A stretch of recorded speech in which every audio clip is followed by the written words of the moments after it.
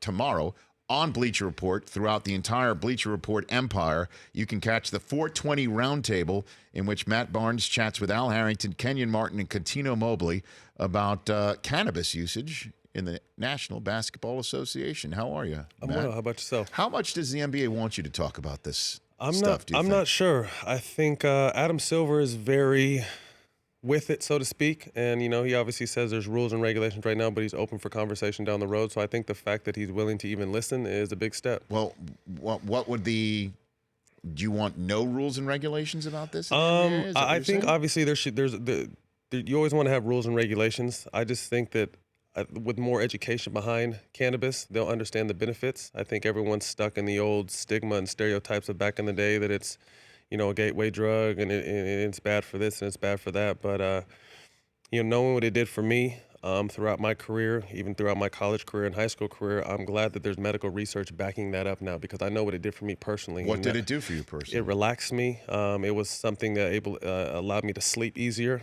It was something that took pain away because I'm not really big on alcohol or painkillers. And it was something that just put me in a different area where I was able to relax and be at peace for a small part of my day. Well, I know for NFL players that it would be something for pain relief, certainly after a career, but during the playing career.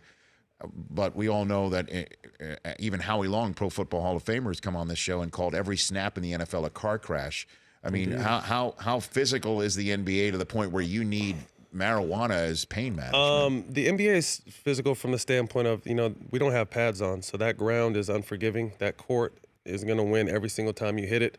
But then from, surgeries, botched surgeries, ankle injuries, broken fingers, things here and there that, a trainer will just throw any kind of painkiller at you for, which makes you feel bad. Painkillers always made me really nauseous. That's why I was never really a fan of them. And at the same time, they're destroying the insides. So, I just realized that even though it was illegal, I found a way to be able to manage it responsibly and use it, and it was my substitution for painkillers. I got to ask the question, did you ever play a game high? I smoked before games. It was never right before. What I would do is I'd go to shoot around. I'd come home after shoot around, smoke a joint, take a nap, take a shower, and then go to the game. And you were able to function? Yeah, I did it my whole career. Your whole career? My whole career. Did you ever test? I did. I failed 2 tests, but I just kind of found out, trial and error. I realized, like I said, I wasn't doing it like I would do in the summertime. I was doing it much more responsibly and as needed. But I just found out if I drank a lot of water and ate clean, that I was able to, get it out of my system in time. And do you think you would have been able to make it through 14 seasons in the NBA without that regimen? No. Not only from the pain standpoint, but just, my life has been well documented, the crazy stuff on and off the court, and to be able to to be able to focus, because we don't get a break. Once that ball goes up, no matter if I went through a divorce or my mom died or I got in a fight with someone, with the world talking about it during those 2 hours, there's no excuses. And I think it allowed me to focus and handle my business when I needed to. Now, at a concert, I always say this or at a sporting event, I'll be honest, I'd rather be behind somebody smoking than somebody drinking. Oh, yeah. Without a doubt. There's no question. Because there's usually no fights when somebody is smoking rather than drinking. Anything can go crazy. Right. That said, though, the stuff that you said documented that's been crazy in your life, could you attribute any of that to smoking pot? No, I can contribute to me being able to put the fire out, so to speak, by smoking. Like I said, it was, I was painted, and I earned some of it, but just as the bad guy, which was, reputation is earned, whether good or bad. So just to be able to kind of block out all the negative that I always got from life, from the game in general, like I said, it just allowed me to focus and calm down and think clearly. Matt Barnes here on the Rich Eisen Show. So when it comes down to it, how much is going – and you're a perfect person to ask this. You won with the Golden State Warriors last year. How prevalent is it in the NBA right now? It's out there. It's definitely out there. I really don't like to speak on other people's situations. I speak on mine only.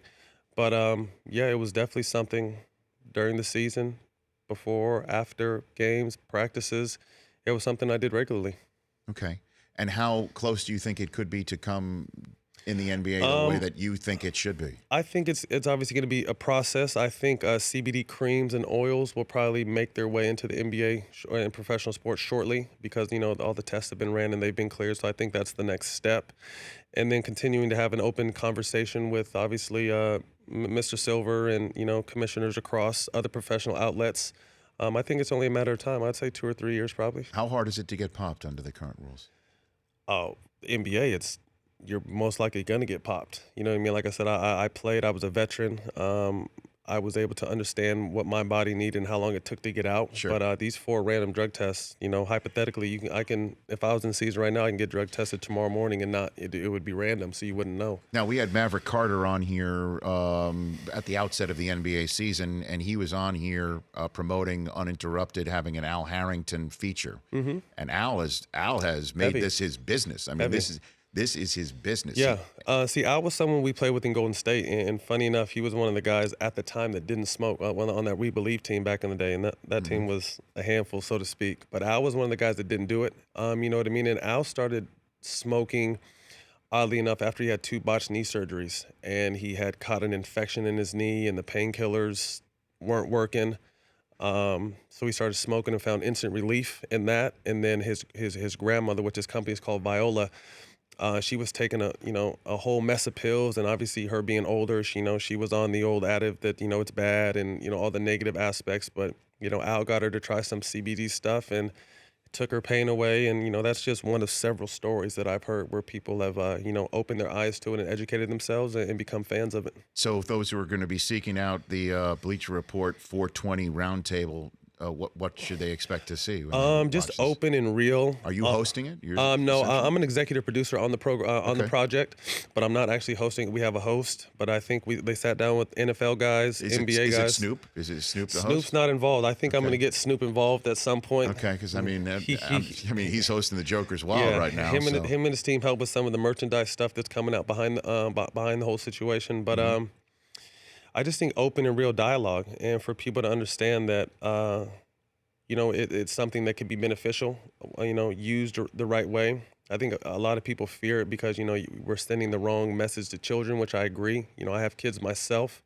So it's something that needs to be educated, needs to be discussed. But at the same time, alcohol is out there, cigarettes are out there, pills and codeine, lean are prevalent, among youth today. And I know personally that, smoking a joint is a lot better than doing any of those things I just mentioned. So with the few minutes I have left with you, Matt Barnes, I do want to talk some hoops. Do you think the Warriors are in trouble this year? I don't. I think that it's good Steph's getting some rest. Hopefully he can come back, somewhat healthy. I don't think anyone at this point of the season is healthy. But you got to remember, they still got KD. They still got Clay. They still got Draymond. They got Sean. They got Andre. It's just been a process, and being a part of that locker room last year, I understood what that process was.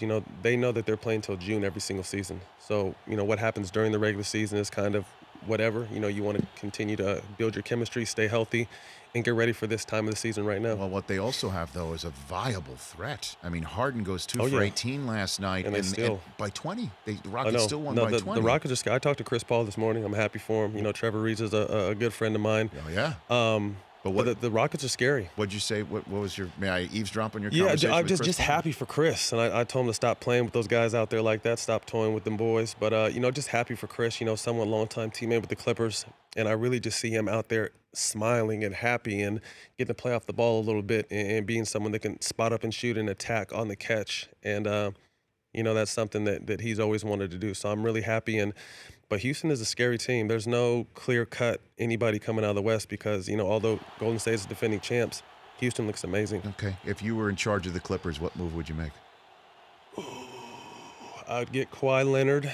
I would part ways with Doc Rivers. I would find a way to keep DeAndre Jordan and go. Why would you part ways with Doc Rivers? I just think his time is up there. I think he came in with our situation where we probably had the best Clipper team of all time, and it kind of crumbled in his hands. Not placing blame on him as a whole. I think we all may have played a part in it, but I just think, sometimes things have run their course. I think that situation has definitely ran its course. But it's a great situation. I love Steve Ballmer and what he's brought to the organization. The fan base is amazing. But yeah, if you can go out there and get someone like Kawhi to kind of rebuild your franchise and be the cornerstone, be able to keep DeAndre Jordan. They got some good young pieces from trading Blake Griffin away. So I think they're one player and a new coach away from getting back in the mix. And where do you think LeBron is by the end of July?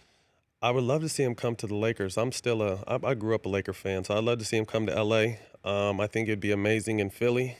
But, I would love to see him come to L.A., end his career out here, mentor this young up-and-coming team, which is full of talent, and team up with Magic Johnson on the business side. Matt Barnes, always love having you on. Thanks for coming here. Thank you. You got to check out, again, the 420 Roundtable on Bleacher Report that debuts Friday, the 20th of April. 420. Thank you for being here, 419. There you go. Thanks for having me. That's Matt Barnes. The Rich Eisen Show, weekdays at noon Eastern on Audience.